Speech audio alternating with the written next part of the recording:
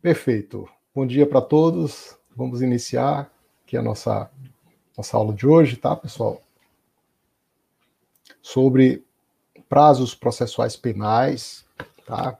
Uma aula específica sobre prazos, sobre a estrutura geral dos prazos, tá? A estrutura normativa dos prazos, seus conceitos básicos, e o que não pode faltar são os casos práticos sobre prazos no processo penal, tá certo? E estamos seguindo a ordem desse nosso livro, Curso de Direito Processual Penal, em conformidade com a teoria do direito, que tem 41 capítulos, dividido em duas partes, uma estática e outra dinâmica, e em 6 subpartes, que nós estamos agora na 6ª parte, que é a parte que trata da análise dos institutos do direito processual penal. Tá? Então, estudamos já várias partes, fundamentos, os elementos teóricos fundantes do direito processual penal, e o aspecto pragmático, o aspecto sintático, semântico. E agora nós estamos estudando cada uma dos elementos, né, dos capítulos que cuidam dos temas centrais de direito processual penal. Aqui, muito bom dia para os amigos e amigas do nosso Instagram, que já estão aqui, tá? Também aqui no YouTube, temos já amigos que estão acompanhando. Então, Solange, Arabel, Vitor, Bruno, aqueles que são fiéis, meus alunos e ex-alunos, que estão aqui nos acompanhando já há algum tempo, né? E vamos em frente, pessoal. Esse é o capítulo 36 de 41 capítulos. Lembrando sempre que está tudo ordenado no nosso canal YouTube. Inclusive, mais tarde eu vou divulgar um vídeo no nosso canal YouTube, um vídeo exclusivo sobre a nossa trajetória. Então, para os amigos que ainda não se inscreveram, chega lá, se inscreve, que nós vamos colocar novidades, tá? E vamos para as perguntas centrais, né? Não podemos antes, né, de deixar de tomar aquele cafezinho, tá? Então, quem não tem o café, dá tempo ainda, tá? Eu estou aguardando aqui a turma chegar. Já estamos a todo vapor nas 4 plataformas: Instagram, Twitter, Facebook e YouTube, tá bom, pessoal?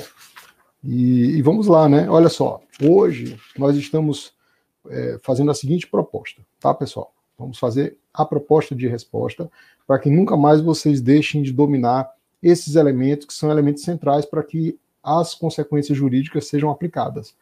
A primeira delas, que é algo assim que eu aprendi com o Cândido Rangel Dinamarco, e é muito interessante, porque você vai identificar a partir do momento em que um recurso, por exemplo, é tempestivo, ou a partir do momento em que a apresentação de uma peça processual é temporânea. Então existe uma diferença entre tempestividade e temporaneidade do ponto de vista técnico, nós temos diferenças, tá?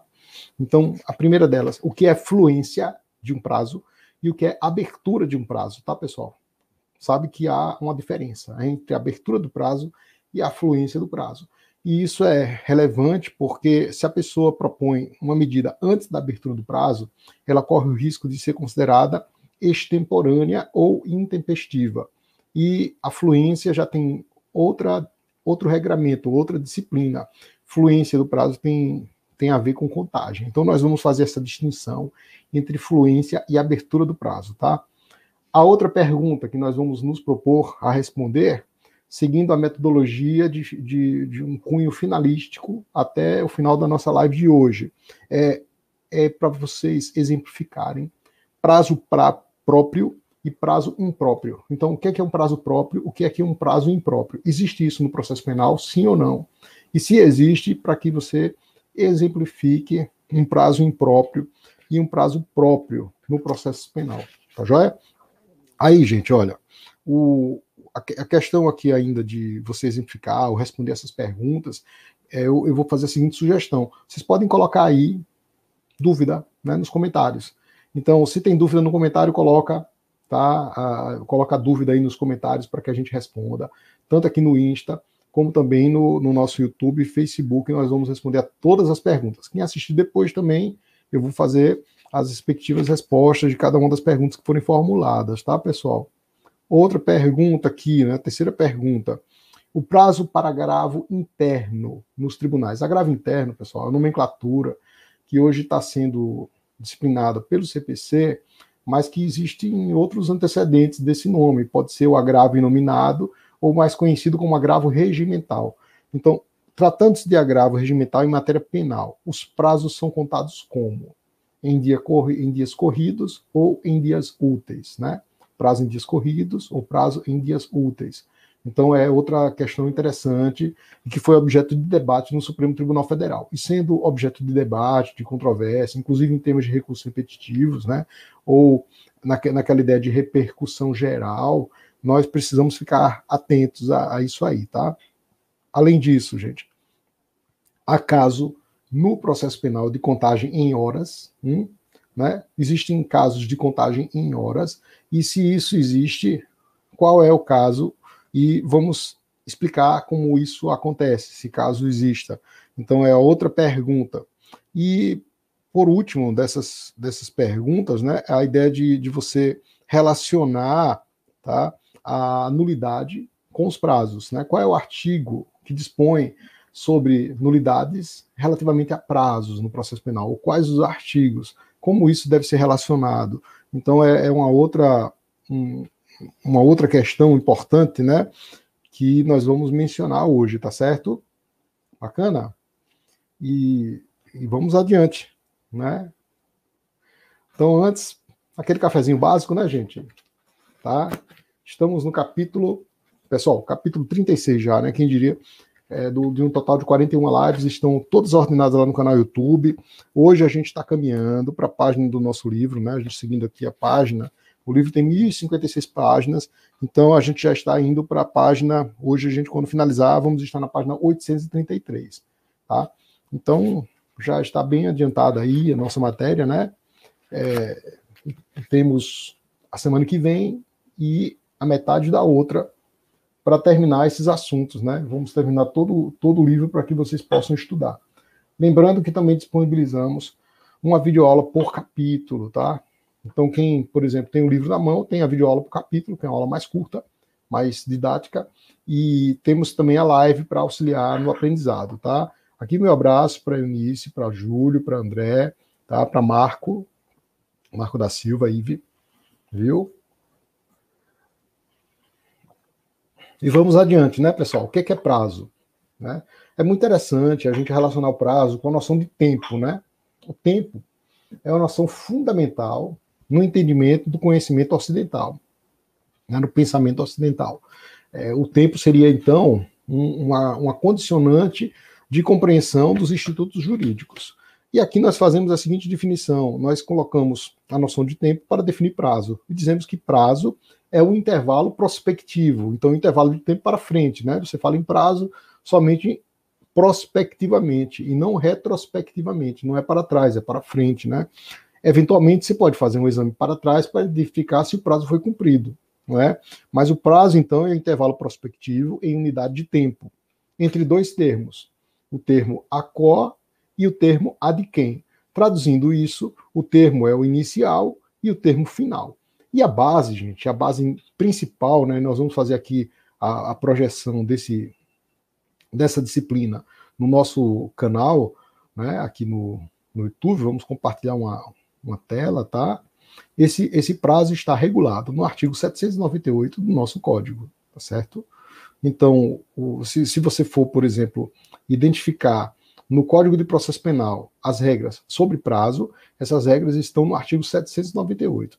E às vezes nós relacionamos com prazos penais. Aí a regra está no artigo 10. Mas vamos primeiro aqui para o artigo 798 do nosso Código de Processo Penal, né? Nosso Código de Processo Penal. E aí vocês devem estar identificando aí, né, que todos os prazos correrão em cartório, tá? E serão contínuos e peremptórios. Então, os nossos prazos correm nas férias, os nossos prazos processuais penais correm domingo, feriado, né? Eles correm em qualquer período, não há uma interrupção, não há uma suspensão, a não ser diante de força maior, pode acontecer uma suspensão. Então, por exemplo, se hoje nós estamos sendo comunicados via imprensa, né, no caso dos advogados, que são intimados via imprensa, ou mesmo nos sistemas digitais, a inconsistência desse sistema pode implicar a suspensão do prazo. A regra é a seguinte: em dúbio, deve-se conceder e devolver o prazo para a parte, né? Então não pode haver alguma dúvida a respeito. Então o código até fala que o prazo não se suspende, ressalvada a hipótese de uma dúvida, né? de um aspecto que envolva um equívoco, né? Então só não se concede se tiver sido especificado, sido dado à parte, só não se devolve se não for concedido à parte de maneira inequívoca, né? Então, se houver uma dúvida, você devolve o prazo. Indúbio pró-recorrente. Indúbio, então, para quem vai se manifestar. Tá certo? E aqui nós temos, então, a explicação, né, de como se conta esse prazo processual, que não se faz o cômputo do dia do início, mas inclui o dia do vencimento. O prazo penal é exatamente o inverso. Se inclui o dia do início e se exclui o dia de vencimento. O que é que isso quer dizer? Gente, tem até assunto simulado a respeito, tá? E não é coisa assim simples. Você, por exemplo, se você tiver de ser intimado hoje, nós devemos pressupor 2 requisitos. O primeiro é que haja expediente forense. Então, se não houver expediente forense e você for intimado, você pode ser intimado? Pode. Né? Se não houver expediente forense, ótimo, você vai poder ser intimado. Mas a fluência do prazo, olha aí que eu vou começar a responder uma das primeiras questões lá, a diferença entre abertura do prazo e fluência. A fluência do prazo vai começar a partir do dia em que você tomar ciência em dia forense. Então, preciso reunir 2 requisitos. A primeira é a ciência do ato que você foi comunicado. A segunda é a existência de dia forense. Aí eu tenho, então, o completamento, né, do ato para a demarcação da sua fluência, mas a fluência não começa do dia em que esses requisitos são reunidos. A fluência começa do dia seguinte, e esse dia tem que ser útil. Então, observem, se eu for intimado numa segunda-feira, começa na terça. Mas se eu for intimado num sábado, digamos que eu seja réu, seja intimado pessoalmente num sábado, eu serei considerado intimado a efetivação da intimação na segunda. E o prazo começará na terça. Né? Por quê? Porque não tinha expediente forense. Então, eu preciso reunir 2 requisitos. O requisito da comunicação e mais o requisito de que isso tenha acontecido em dia forense. Essa é a regra. Tá? Agora, se, por exemplo, o prazo começa hoje, né, e eu já tenho aí feriado pela frente, etc., esses dias são contados. Todavia, a prática do ato ela poderá ser feita a partir do momento em que existir expediente forense. O mundo digital mudou muito isso, né? Porque você, por exemplo, tem na mão, todos estão sendo comunicados hoje via digital, e todo mundo tem o processo na mão, o processo não é retirado com carga, o processo está disponibilizado lá na base de dados, então eu tenho acesso enquanto Ministério Público, você também tem acesso enquanto defesa, e isso modificou um pouco. Mas, por exemplo, se você é comunicado na sexta-feira e a partir da manhã tem o recesso, o prazo é contado durante o recesso. Mas quando é que você vai praticar o ato, se não for um ato urgente, etc.? Você pratica o ato a partir do primeiro dia útil, encerramento do recesso, por exemplo. Né? Então, a partir do primeiro dia do recesso, ali é o último dia do prazo para você praticar o ato que tenha sido contado durante aquele período. Né? Então, por exemplo, se eu sou intimado na quinta e na sexta tem expediente forense antes do recesso, eu conto 1, né? Mas, por exemplo, se eu sou intimado na sexta e cai já num sábado, aí eu não conto. Eu começo a contar na segunda-feira, a partir do momento em que, por exemplo, o fórum começou a funcionar. Então, temos que ter muito cuidado com isso. Observem aí o artigo 798, parágrafo 1º, né? Eu preciso ter 2 requisitos para considerar a pessoa efetivamente intimada e começar a fluir o prazo. Eu preciso do dia forense, né? E eu preciso, por exemplo, se for por diário oficial, circulação do diário oficial em dia forense. Se for intimação pessoal, a ciência, e além da ciência, eu preciso também em dia de expediente forense. Aqui eu vou dar uma pausa para o nosso abraço aí, a Moriá, Carlos, Mariana, Júnior, tá? Aqui aos nossos amigos que estão também no YouTube acompanhando, tá? Um abração. Então, gente, vejam, eu preciso então desses 2 requisitos, né? Circulação do diário e dia forense. Além disso, se for, por exemplo, intimação pessoal, a intimação pessoal em dia forense. E caso isso aconteça nas vésperas de um feriado, nas vésperas do recesso, o prazo começa a contar a partir do dia útil subsequente, né? Então, se foi uma sexta, começa a contar na segunda. Se segunda é feriado, começa a contar na terça. Mas se acontece, por exemplo, em um sábado ou em uma sexta que é feriado, a intimação aconteceu na sexta, mas é feriado. Então, eu não conto no sábado, eu começo a contar na segunda que seja dia útil. Ou se caiu em recesso, eu começo a contar a partir do primeiro dia que o recesso se encerrou. Dessa forma, né? E observem que isso não é óbice a se entender que os prazos processuais penais correm em férias, dias úteis, feriados, etc. Né? Agora, o seu início ele é postergado a partir do primeiro dia útil, após o momento em que a pessoa toma ciência e há a circulação de diário oficial. Então, vamos aqui para a primeira resposta, né, a uma das questões que nós formulamos, que é a diferença entre fluência e abertura do prazo. A fluência é a contagem. A abertura é a partir do momento em que a pessoa toma ciência e já pode praticar o ato. Então, por exemplo, processo eletrônico, né? Eu tomo ciência durante as férias, eu posso praticar o ato. Por quê? Porque o prazo já se abriu, né? Observem que tudo isso é diferente de publicação. Publicação é o ato de encartar um ato processual nos autos. Então, por exemplo, se eu profiro a sentença e já valido e coloco nos autos, ela já é pública, já está publicada, mas a parte não está intimada. A intimação é uma comunicação processual, e é a partir da comunicação processual que o prazo se abre. Então, a pessoa foi comunicada, o prazo se abriu. Não foi em dia útil, não começou a fluir. Né? Se foi comunicado em dia forense, a fluência começa a partir do dia seguinte. Regra, artigo 798, parágrafo 1º. Então, é uma regra processual. Exclui-se o dia do início e inclui-se o dia do final. E aqui um detalhe importante: o Código ressalva os casos em que eventualmente diga o contrário. Então, salvo disposição em contrário, percebam, salvo disposição em contrário, se exclui o dia do início, ou seja, o dia a partir do qual a pessoa foi intimada, e inclui-se o dia do final. Em matéria penal, observem aí, quem estiver no nosso canal YouTube, daqui a pouco eu coloco, a regra é inversa, é do artigo 10. Então, às vezes, gente, nós temos uma forma híbrida de comunicação processual, em especial quando há matéria penal em jogo. Então, se a pessoa está presa, aí eu preciso fazer incidir o artigo 10. Ah, é prisão cautelar, mas isso acaba repercutindo em uma questão penal. Então, toda vez que eu tiver a pessoa presa ou regra penal em jogo, aí eu não aplico o artigo 798, eu aplico outra regra, que é a regra do artigo 10 do Código de Processo Penal. Então, vamos lá. Aliás, o artigo 10 do Código Penal. Vamos lá. Eu colocando aqui para vocês que estão no nosso canal YouTube, né? Nós vamos verificar o artigo 10 agora do Código Penal. Tá aí. Bom, gente, o artigo 10 é a regra exatamente inversa do artigo 798. Ele manda incluir o dia do início e exclui o dia do final. E com detalhe, esse prazo não se prorroga, né? Esse prazo é fatal, ele não se suspende. Então, por exemplo, é uma regra de prescrição penal. Ora, prescrição, embora esteja relacionada ao direito processual penal, é matéria penal porque afeta o ius puniendi. E justamente por afetar o ius puniendi, eu devo aplicar o artigo 10. Ou seja, ele extingue a punibilidade, né? Ele tem relação com o direito substancial. Então, qual a regra a ser aplicada?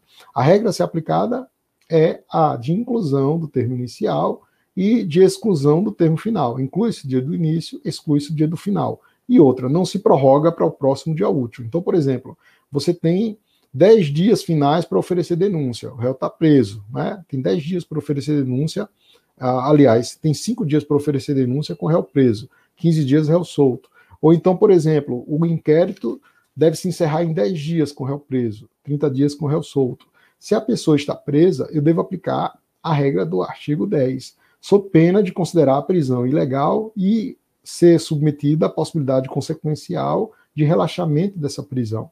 Então a pessoa está presa, ou é uma hipótese de prescrição, ou é uma hipótese de decadência, todas questões penais. Eu aplico o artigo 10, ou seja, inclui-se o dia do início. Então, se você, por exemplo, é preso às 23 horas de hoje, 23 horas de hoje já conta um dia, o prazo já está correndo. O prazo não só se abre, né, não há somente a abertura do prazo, mas também começa a acontecer a fluência desse prazo. Então, abertura e fluência.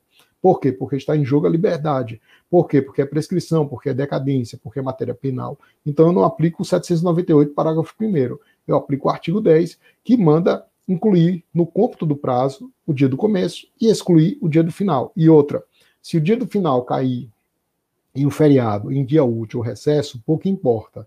O prazo ali já se encerra, ele não se prorroga como o prazo processual penal. Então devemos ter muito cuidado, porque às vezes é um prazo processual penal, mas está em jogo a liberdade. E quando está em jogo a liberdade, pode ser objeto de incidência o artigo 10 e não o artigo 698. Ficou claro? Gente, se não ficar claro, anota aí nos comentários, tá? Quem está aí no YouTube, não deixa de colocar o like lá, curtir, né? Quem está aqui no Instagram, se inscreve, no Twitter, se inscreve no nosso canal. Hoje a gente vai publicar um vídeo sobre a minha trajetória no direito, né? Desde o início que comecei meus estudos até hoje, com o propósito aí de contribuir para quem quiser compartilhar essa experiência, tá bom, pessoal? Bacana? Aí vejam, pessoal, nós temos no processo penal prazos próprios e prazos impróprios, né? O que é que vem a ser isso? Pessoal, é como se o prazo próprio fosse aquele prazo realmente fatal, que se você não se desincumbir de praticar o ato dentro dele, né? Praticar o ato dentro do prazo específico, o teu direito perece.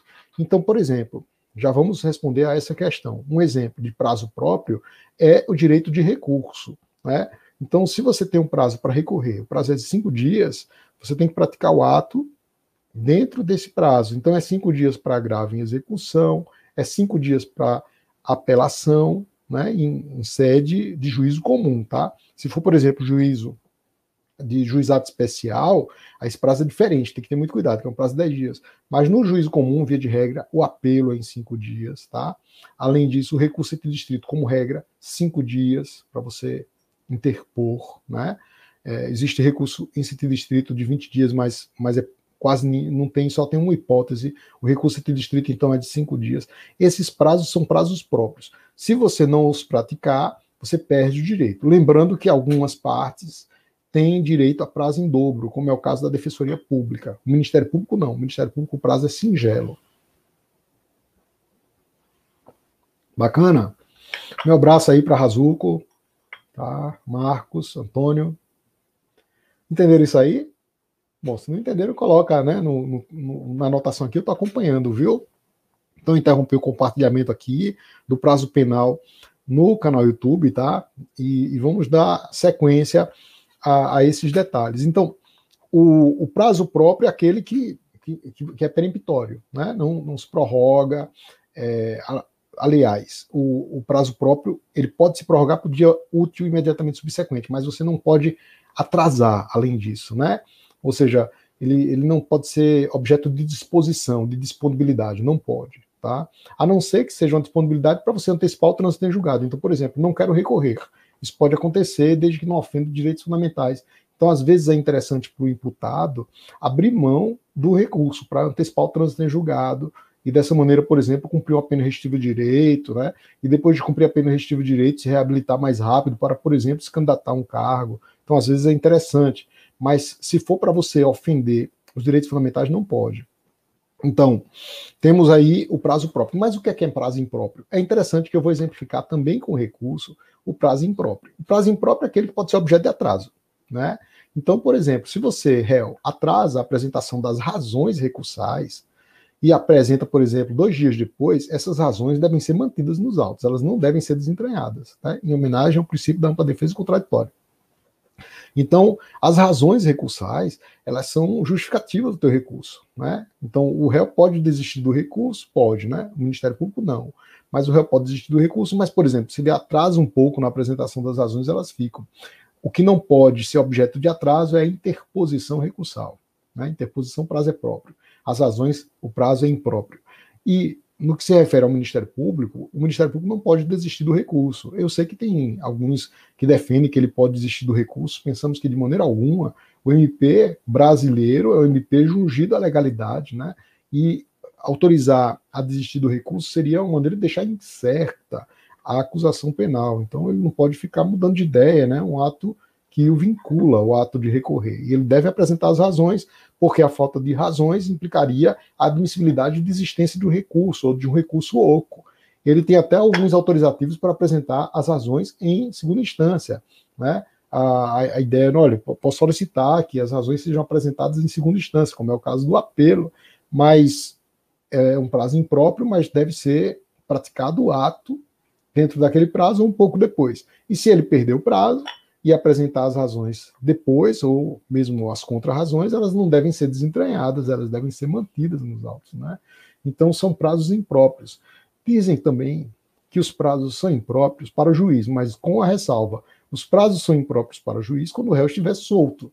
Se o réu estiver preso, a gente não pode transigir com isso. Lembrem do artigo 10 do Código Penal, tá? O artigo 10, então, manda incluir no cômputo o dia do início e o dia do final. E esses prazos não devem ser objeto de prorrogação, né, de postergação, eles devem ser exercidos imediatamente, tá? Então, gente, essa é a nossa aula de prazos, tá? Eu estou respondendo aqui, já respondi a 2 questões, uma sobre afluência, outra sobre abertura, e agora sobre prazo próprio, e outra sobre prazo impróprio. E vou para mais uma. Prazos em horas são possíveis, né? Os prazos que a gente diz que são prazos contados em hora, ou mesmo contados minuto a minuto, seriam possíveis, né? Seria possível a existência desse tipo de prazo no processo penal? É possível. O exemplo mais conhecido, tá, é o exemplo da carta testemunhável. E aqui eu vou colocar a regra, né, que diz sobre a carta testemunhável. Esse nome estranho é objeto de várias provas de concurso público, né? Carta testemunhável, o pessoal coloca lá, e se você não souber, você não vai para canto nenhum. Carta testemunhável é um recurso, tá? E é um recurso que tem esse nome a título de homenagem histórica, só justifica por isso. Existe uma homenagem histórica porque antes, quando, por exemplo, o juiz não dava sequência a um recurso no âmbito da primeira instância, a pessoa deveria ir perante um escrivão, que geralmente era o cartório adjunto ao juízo, né? O juiz era quase que alguém subordinado aos cartórios, aos notários, e dessa maneira se solicitava uma informação na presença de 2 testemunhas, para que se pegassem todos os documentos e se levasse ao tribunal, né? Hoje a coisa está bem diferente, mas o nome se manteve no nosso código e se chama carta testemunhável, tá certo? Então, a carta testemunhável, ela pode ser interposta no prazo de 48 horas. Então, o pessoal aí que está no YouTube vai ver a tela compartilhada, tá? No artigo 640. A carta testemunhável, gente, para quem está aqui no Instagram, 639 seguintes, é só abrir lá, tá? Para o caso de não se dar sequência. É um recurso que eu, particularmente, nunca vi, né? Mas ele pode existir, pode acontecer em tese. Professor Eduardo Cavalcante, um abraço. Pedro. Olha, aí pode acontecer em tese, né, o recurso, e é um recurso cobrado em concurso público, mas a gente quase que não vê. Mas seria, entre aspas, a hipótese daquele juiz que engaveta o processo, engaveta o recurso, não dá sequência ao recurso, não despacha, né? E esse prazo é contado em horas, né? E diz que, olha, ela será requerida, conforme o caso, nas 48 horas que a pessoa despachar. Até a forma de contagem é complicada ali, porque diz, olha, são 48 horas do despacho do juiz. Você precisaria, então, ficar atento ao momento que o juiz despachasse, que não faz sentido. Então, a carta testemunhável em 48 horas, ela só pode ser usada se você não tiver dúvida da aplicação desse prazo, porque são 48 horas do despacho. Aí a doutrina diz, não, do despacho não, 48 horas da decisão. E a contagem não seria na forma do artigo 698, que seria uma exceção, né? Salvo nas disposições contrárias, essa é uma disposição em contrário. Então, as 48 horas começariam a ser contadas a partir do momento em que a pessoa tomasse ciência do despacho, né? E aí, a contagem em hora. E, naturalmente, que nós deveríamos pressupor que a expiração dessas 48 horas não acontecesse, não venha acontecer em sábado, domingo, porque senão complica, né? Se vai acontecer, por exemplo, no sábado, que horas, então, que eu vou interpor a carta testemunhável? Eu vou requerer, a partir da primeira hora do expediente forense da segunda, fica muito complicado, e essas questões não são depreendidas do texto do código. Então, toda vez que você não puder aplicar o prazo em horas, aí cai na regra comum. Então, não sendo possível aplicar a regra de 48 horas da carta testemunhável, contada hora a hora, a partir do momento em que se tomar ciência do despacho, embora o código fale diferente, né, o código não fala ciência do despacho, fala do despacho, como você dever se estar atento, né, por exemplo, na porta do gabinete do juiz, ou estar atento ao sistema para ver exatamente a hora que ele deu o despacho, né? Então, para evitar esse tipo de absurdo, a lei não pode conduzir a interpretações absurdas, aí se diz, não, a partir do momento em que foi intimado. Aí precisaria que o oficial de justiça tomasse cuidado para intimar na hora exata, ou para que a gente tomasse o cuidado de saber exatamente o minuto em que o diário oficial foi colocado em circulação e a pessoa se considerou intimada, né? Então, toda vez que a gente tiver dificuldade na aplicação desse prazo, ou seja, toda vez que a ciência do ato não for inequívoca, aí eu aplico a regra geral, isto é, contagem em dias na forma do artigo 798, parágrafo 1º. Então, se eu pergunto, é possível prazos em horas no processo penal? Tem inclusive previsão expressa, né? E toda vez que você tiver dúvida por conta das circunstâncias a respeito da correção de aplicação desse prazo no caso concreto, nós aplicamos, nós vamos recair, vamos fazer resvalar a aplicação nas regras do direito geral, do artigo 798, que é a nossa regra geral a respeito de prazos no processo penal. Bacana, pessoal? Então aqui a gente já tem a resposta a outra questão, né? Fluência, contagem em horas, prazo próprio e prazo impróprio. Aí vamos para outra questão que nós colocamos aqui, que é em relação ao prazo para o agravo interno ou agravo regimental. Tenham muito cuidado, gente. Olha, os prazos processuais penais se contam em dias corridos, sempre, sempre, sempre, né? Então, muitas das vezes a gente usa regras do processo civil, especialmente a nível recursal. O Código do Processo Penal de 41 já vai completar 80 anos, né? Bem dizer, um ancião, nosso código, e ele não tem muitas disposições destinadas aos tribunais. Existe, mas, por exemplo, não existe nada para o STJ, porque, afinal de contas, o STJ não existia à época, né? Ou seja, é um código que foi feito com predileção para o juiz de primeiro grau. Então, as regras que são destinadas aos tribunais são escassas, tá? Um abraço para Santana, Andréia, Tiago, tá? Um abração para Ronaldo. Olha, então essas regras são destinadas com predileção para o juiz de primeiro grau. As regras para os tribunais são escassas. E muitas das vezes nós precisamos de regras do CPC, regras do regimento interno, né? E aí, o STF debateu sobre isso, né, para saber se os prazos para aqueles recursos que têm disciplina no CPC seriam contados para o processo penal em dias úteis, né? Seriam contados em dias úteis, né? Nós poderíamos ter, por exemplo, um agravo interno contado com prazo de 15 dias na forma do CPC em dias úteis. A resposta é negativa. Ou seja, embora a disciplina geral, seja do CPC, por analogia, conforme o autorizativo do artigo 3º do CPP, a forma de aplicar esses prazos deve ser na forma do processo penal, prazo de 5 dias, o prazo em dias corridos, tá? Ou seja, nós não suspendemos no feriado, nós não suspendemos em dias não úteis, tá? Não suspendemos nas férias, embora ele possa se prorrogar para o dia imediatamente subsequente, para o dia útil imediatamente subsequente, tá certo? Então, o STJ acabou deliberando sobre isso e afirmou que, embora nós tenhamos, aliás, tanto o STJ, depois seguindo o STF, mas primeiro o STF, né? O STF, então, deliberou, tanto dizendo que nós aplicamos o CPC, como afirmando que não se aplica a regra de contagem em dias úteis, mas em dias corridos, né? Porque a matéria é penal. Então, são recursos cíveis ou recursos gerais, tanto cíveis como criminais, mas cujo conteúdo é penal. Então, temos aí regra de contagem em dias corridos. Bacana, gente? Então, essa é uma das disposições, né, que pode ser resumida na ideia de continuidade dos prazos processuais penais, tá? E aí, pessoal, eu quero saber como há uma relação, ainda outra pergunta, né, que nós fizemos, a relação dos prazos com as nulidades, né? Que relação é essa? Olha, pessoal, temos aqui uma pergunta de Teresmar. Prazo em dobro para o MP não existe? Não tem. Tem lá no CPC, tá certo? No CPP, o prazo é um prazo singelo para o MP. Agora, para a defensoria dativa, aí você tem prazo em dobro. Bacana? Ana Macedo, um abraço, querida minha cunhada, e grande dermatologista aqui, do Maceió do Brasil, um abração, viu? Então, gente, olha, fico muito feliz quando vocês entram, viu? Obrigado. Olha aí, pessoal. Voltando, né, para a questão da nulidade e dos prazos, nós temos relação, e uma relação bem próxima. O artigo 571 dispõe sobre os prazos preclusivos para você praticar um ato. Né? Então, lá tem, ó, por exemplo, as nulidades do júri. Você deve averbar a nulidade assim que ocorrerem. Né? Henrique, um abração, cunhado. Valeu, valeu. Então, o prazo aqui, né, gente, do artigo 571, nós temos várias disposições. Uma delas que ainda está valendo. Eu digo isso porque o código é muito antigo e nós tivemos muitas alterações. E o 571 ficou em parte com a aplicação capenga, uma aplicação baixa. Por quê?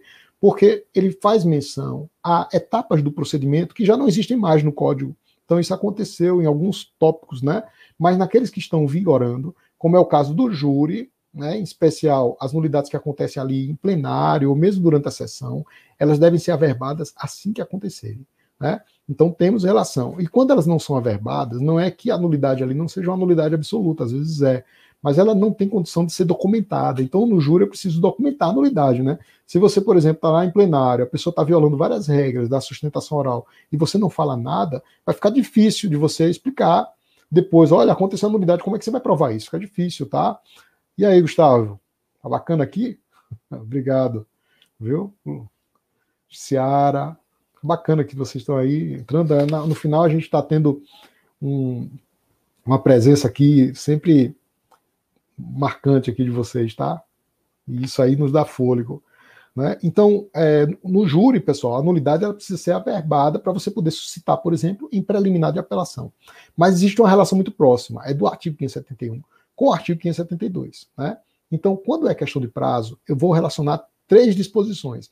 O 564, inciso 3, a linha E, que diz o seguinte, que haverá nulidade em relação à ausência ou quebra da formalidade dos prazos concedidos à acusação e à defesa. Né?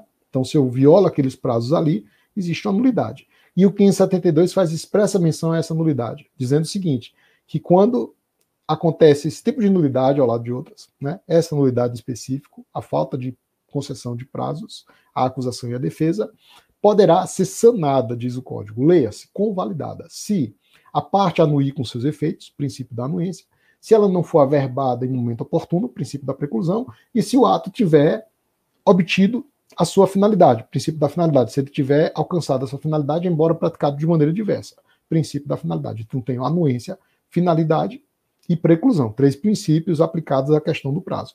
Podemos aplicar esse artigo 572 para, por exemplo, dizer, olha, está tudo resolvido porque as partes anuíram com a falta de concessão de prazos, por exemplo, para a resposta preliminar à acusação. Todo mundo aceitou, vamos deixar como está. Poderemos aplicar o artigo 572? Né? Apesar da dicção legal, gente, sempre lembrem de fazer controle de constitucionalidade em relação a esses prazos. Sempre. Né? Precisamos de controle de constitucionalidade. Ou seja, se você for aplicar o 572 e ele violar a ampla defesa, você não pode aplicá-lo. Você tem que fazer o controle de constitucionalidade. Por quê? Porque se você o aplicar, você vai estar prejudicando de maneira nevrálgica a ampla defesa e o contraditório. Né? Então, como resolver isso? Né? Como você vai deixar que o processo caminhe adiante sem a pessoa apresentar uma peça essencial, que é a resposta preliminar à acusação? Não dá, né? Então lembre o seguinte, apesar da dicção, eu só vou aplicar quando não houver menoscabo, quando não houver vitipério, menosprezo, diminuição da eficácia de direito fundamental. Tá? Um abraço para Gustavo, Teresmar está perguntando aqui novamente. Esse princípio da anuência é sinônimo de princípio de interesse, é diferente, Teresmar. A ideia de interesse é o seguinte, diz o seguinte o código, que a parte só poderá alegar uma nulidade quando houver interesse nessa alegação. Ou seja, se lhe aproveitar. Então, por exemplo, uma nulidade que só interesse à defesa, o Ministério Público não pode alegar com o objetivo de retornar o processo ao estágio anterior. Né? Então, não foi concedido esse prazo e a pessoa foi absolvida. Né? Não foi concedido o prazo para apresentar resposta preliminar à acusação, e o juiz absolveu. Aí o Ministério Público vem pedir a nulidade, dizendo que não houve a apresentação de resposta preliminar à acusação por ausência de prazo de defesa. Se deve conceder? Não, porque falta interesse de alegar por parte do Ministério Público. Só caberia essa alegação à defesa, especial porque se deu maior eficácia ao direito fundamental. Né?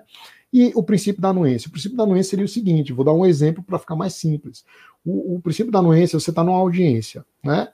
E na audiência é o seguinte, no final da audiência, existe a possibilidade, de uma audiência de rito ordinário, de você fazer debate oral, né? Então, eu, Ministério Público, alego minhas razões para pedir a condenação, a defesa alega as suas razões para pedir a absolvição.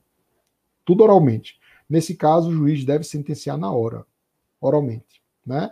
Por outro lado, pode haver apresentação de razões escritas, por memoriais, tá? Então, às vezes o MP quer apresentar oralmente, porém a defesa quer apresentar por escrito, né? O correto é da seguinte maneira: se for por escrito, é tudo por escrito, a sentença sai em 10 dias por escrito. Mas, de repente, eles dizem, não, mas eu concordo que ele apresenta oralmente, depois vem para mim, eu apresento por escrito, inclusive é melhor para a defesa, etc. Isso é possível. Então, houve uma anuência que acabou quebrando a sequência normal do rito, mas houve uma anuência. E essa anuência, aplicando o artigo 572, inciso 3, ela não trouxe prejuízo para direito fundamental do réu, pelo contrário, otorgou mais eficácia. Então, o autorizativo aí, quando aplicado, seria constitucional. Agora, quando essa anuência acaba, por exemplo, por violar a ampla defesa contraditória, então, a anuência do réu, para concordar com a falta de apresentação de suas alegações preliminares, resposta preliminar à acusação, ou ainda alegações finais de defesa, essa falta de anuência, ela acaba ocasionando uma violação grave ao direito fundamental, porque ele se verá obstado de exercer a sua ampla defesa nos termos da Constituição. Então, nesse caso, a aplicação do artigo 572, inciso 3, seria inconstitucional. Por quê? Porque significaria diminuição da eficácia do direito fundamental do imputado, né? Eu vou colocar aqui para vocês, o pessoal que está aqui no nosso YouTube, tá? O artigo 572, né? É muito importante esse artigo, gente, principalmente a crítica sobre este artigo, né? E para que a pessoa não aplique as coisas sem antes fazer o controle de constitucionalidade, né? Então tá aqui, viu, gente, para o pessoal que está no nosso YouTube e demais plataformas, Facebook e também no Twitter, tá? O artigo 572, confere? Observem aí que o princípio que fala de preclusão, o princípio da oportunidade, diz assim: se as nulidades não forem arguídas no momento oportuno, de acordo com o disposto no artigo 571, falamos, né? Inciso 2, se praticado por outra forma, o ato atingir seu fim, né? O ato alcançar seu fim, atingir seu fim. Princípio da finalidade. Inciso 3, se a parte, ainda que tacitamente, tiver aceito seus efeitos. Essa ideia de tácito, né? O ideal é que seja sempre expresso, tá? A ideia de tácito acaba sendo uma espécie de conivência, né, com a deficiência de defesa, né? Então, eu diria que o trecho, ainda que tacitamente, precisa de controle de constitucionalidade. Aqui, Talismã, obrigado, né? Olha, o princípio do prejuízo, Talismã, a gente faz uma crítica legal sobre ele. Eu sei que tem autores que acabam afirmando, né, que o princípio do prejuízo deve se aplicar para que a forma não seja a forma pela forma, né? Mas o significado do devido processo legal, tá? Um abraço para a Elaine, tá? Para a Irajane, obrigado aí. Então, o princípio do prejuízo, tá? Ele deve ser relacionado, né? Nós trabalhamos sempre com a noção de relação. Relação é uma noção importantíssima. Um livro para vocês agregarem conhecimento é o livro do Lorival Villanova, Relação e Causalidade. Então, tudo no direito é relação, tá? Então, o princípio do prejuízo, ele deve se relacionar com o princípio do devido processo legal. O devido processo legal está na Constituição. Então, o princípio do prejuízo jamais pode se sobrepor ao devido processo legal. E o devido processo legal dá uma ideia assim de que é procedimental, né? Só procedimento, regra de processo. Mas não, na verdade, o que está na Constituição ali, com aparência de regra processual, ele tem substância. E por quê? Porque carrega no texto uma história, né? Olha, antes, a gente pode imaginar, porque às vezes acontecem julgamentos sumários, né? Pessoas que são condenadas às pressas, né? Pessoas que nem processadas são, né? Que são mortas antes mesmo de ser processadas, e isso às vezes de uma maneira até sutil, outras vezes menos sutil, né? A pessoa nem sequer foi processada, já é considerada culpada e se encarregam de cometer um crime contra elas e ela já é julgada sumariamente morta sem ter sido apreciado o fato que era considerada indubitavelmente culpada, né? Isso acontece. Então, o devido processo legal nasceu como uma forma de tutela, de escudo do indivíduo contra o arbítrio do Estado, né? Ou contra o arbítrio de todos, contra um. Eu para lembrar do Hamilton de Carvalho, né? Hamilton Bueno de Carvalho, está até com dois livros, gente, que estão sendo publicados aí, que devem chegar de maneira próxima. Um que já é conhecido de vocês, Cadeia de Custódia da Prova Penal. Eu tive a notícia que o professor Geraldo Prado já enviou, já está pronto lá na editora para sair. Cadeia de Custódia da Prova Penal, professor Geraldo Prado. E o outro, que trata de aplicação de Nietzsche ao direito, né, com reflexões críticas, é do nosso Hamilton Bueno de Carvalho, né, que é o expoente do direito alternativo. Então, ele gosta de dizer isso, que é uma luta no processo penal, é uma luta de todos contra um. Né? Então, não é só o Ministério Público contra o réu, mas às vezes toda a comunidade, né, tá ali fervendo contra o réu, considerando que o crime seria aquele crime chocante, né? Então, todos não foi ele o culpado, então vamos logo, por exemplo, linchá-lo, né? Então, o devido processo legal seria um escudo protetor que não poderia ser suplantado pela noção de prejuízo. Então, algumas regras, o prejuízo seria já presumido caso violadas, né? As regras de procedimento, especialmente aquelas que dizem respeito à nulidade absoluta. Sobre nulidade absoluta, nós fizemos várias aulas, Teresmar, só sobre nulidade, e colocando a nulidade como tema central do processo penal. Então, a nulidade vem primeiro, a nulidade é tema de teoria geral, né? Vem primeiro. Então, a nulidade, ela, sendo absoluta, ela teria já embutida nos seus termos, né, de violação, o chamado prejuízo. Né? Não preciso demonstrar prejuízo, tá certo? Tá certo? É bacana, obrigado. Então, gente, aqui nós respondemos, né, a relação da nulidade em relação ao artigo 572 dos prazos. Né? Vocês devem conjugar o 571, o 572 com o 564, inciso 3, a linha E, segunda parte. Tá? Bacana? Então, interrompendo aqui o compartilhamento no canal YouTube, né? Lourenço, as lives serão feitas todos os dias? Nesse mesmo horário. Agora, lembrando que a gente está na live de número 36, de um total de 41 lives só sobre esse livro, tá? Curso de Direito Processual Penal em Conformidade com a Teoria do Direito, que tem todo o meu pensamento nos dias atuais, né? Como eu penso o direito processual penal, como eu relaciono o direito processual penal com a teoria do direito, com a filosofia, e como eu uso esses elementos para dar potência à aplicação dessas regras e também critérios lógicos de correção, tá certo? Um critério lógico de correção, né?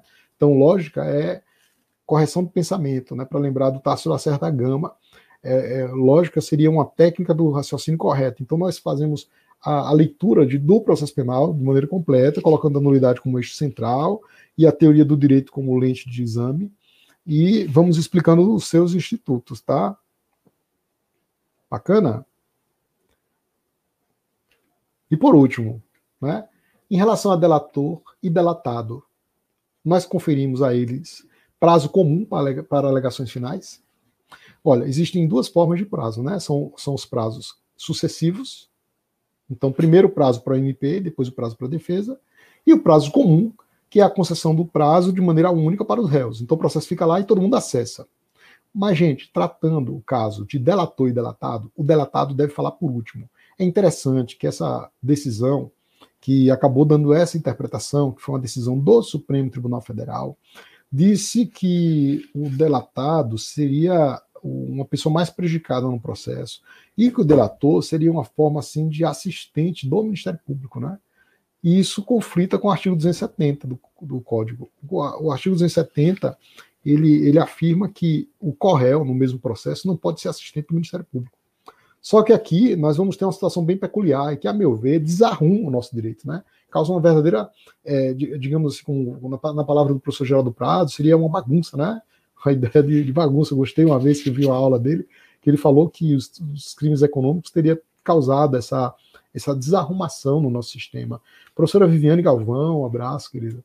Um abraço, saudades aí de nossos encontros matinais na UNIT, né? Os amigos da UNIT, a Alisson, tá? Então, gente, um abração aí também. Vamos lá, né? Então, aqui, gente, olha, o delator e o delatado, né, ele tem assim uma espécie de desnível. Por quê? Porque quem está delatando, quem é o colaborador premiado, acaba auxiliando a acusação, tá? Acaba auxiliando a acusação. E quem auxilia a acusação, né, ele está em posição de vantagem e coloca o colaborado, né, a pessoa que está sendo, no caso, delatada, em uma situação de desvantagem. Em razão desse desnível, quem deve falar por último é o delatado. Por quê? Porque ele vai tentar ganhar em termos de ampla defesa para dar uma espécie de equilíbrio, né? Equilíbrio paritário, né? Para falar no professor Elton Roberto, a noção de paridade de armas. Então, toda vez que existir colaboração premiada, nós devemos otorgar o direito do colaborado, o direito do delatado de falar por último, né? Aquele de falar por último. E o colaborador fala primeiro, que é o delator, tá certo? Então, gente, estamos chegando ao final. Lembrando a vocês para mande aquele aviãozinho para os amigos, né? Olha, assistam a live, tá lá correndo, né? Então é só aí no canto inferior direito, né?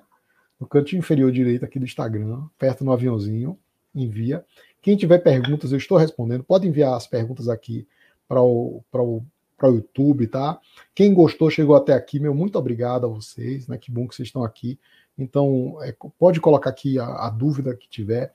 Quem assistir depois, deixa também anotado que o que não ficou claro e precisa de maior esclarecimento, eu vou falar, tá certo?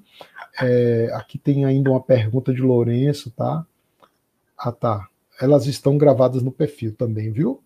A vantagem do YouTube é que está tudo organizado lá. Lembrando que hoje vai ter o nosso vídeo de estreia sobre a minha trajetória. São 3 vídeos, tá certo? Bacana? Querido Felipe, 2 Filipes, Felipe Monteiro e Felipe Nobre. Felipe Nobre, meu amigo, desde que a gente era menino de bairro, né? A gente estava lá juntos, tá? Não, mas pode perguntar durante o próprio percurso, tá, gente? Eu falo no final, quem quiser perguntar no final, mas eu já deixo aqui abertos os comentários, que eu acho que fica mais interessante, né? Às vezes, não, eu vou cancelar os comentários, aí às vezes essa interação, ela é muito legal, né? E aquele meu abraço de fim de semana, né? Sexta-feira, já começamos a sexta-feira bem, a gente acorda cedo, para lembrar o professor Madeira, né? Só os lindos estão acordados essa hora, né? Só os lindos, só os belos estão acordados essa hora. Então, que bom que vocês acordaram cedo, tá? Fica gravada a live, tá, Geraldo? Fica gravada aqui no nosso Insta, no IGTV, também com a chamada no feed. Fica gravada no YouTube. E para quem quiser assistir tudo, né? Pega meu livro, gente, pega meu livro. Lê o livro. Dá para você ler um capítulo por dia e assistir uma live por dia. O bom do livro assim é que você consegue fechar o livro, né? Você fecha o livro no seguinte sentido, você consegue ler o livro todo, né? Santana, Wave Santana, Live nas Férias, exatamente, Zagna, né? Então, aí você consegue ver tudo, tá, pessoal? Lembra do café sempre? Segunda-feira nós vamos estar falando sobre consenso no processo penal, os espaços consensuais. Então, a aula vai ser sobre acordos de não persecução penal, colaboração premiada, que falamos um pouquinho hoje, vamos especificar, tá? Transação penal, suspensão condicional do processo. Então, todos aqueles problemas de acordos, de ajustes, de consenso, nós vamos tratar em um capítulo à parte, que é o capítulo de número 37. Será semana que vem, segunda-feira, tá? Um abração, um abraço, Gustavo, um abraço a todos. Eu vou encerrando aqui no canal YouTube, mandando um beijão aí a todos. Muito obrigado, viu? Um abraço.